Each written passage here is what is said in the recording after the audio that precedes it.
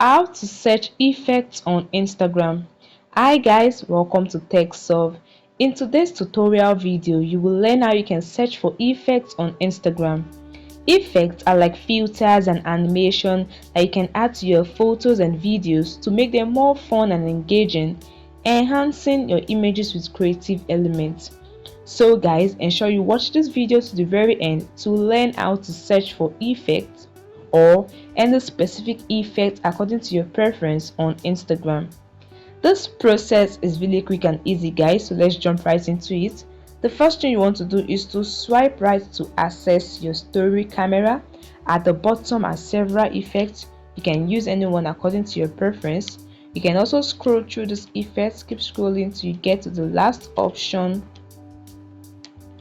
So you get to the last option, which is the browse icon effect. Now tap on this to search for effects. You can use the search bar to search for a specific effect according to your preference. You can also go through the trending effects, appearance effect, aesthetics, game effects, as you can see, humor, special effects. You can go through all those effects available. You can also search for effects. And that is it guys. This is a way you can effectively search for effects on Instagram using any of the effects on your photos or videos.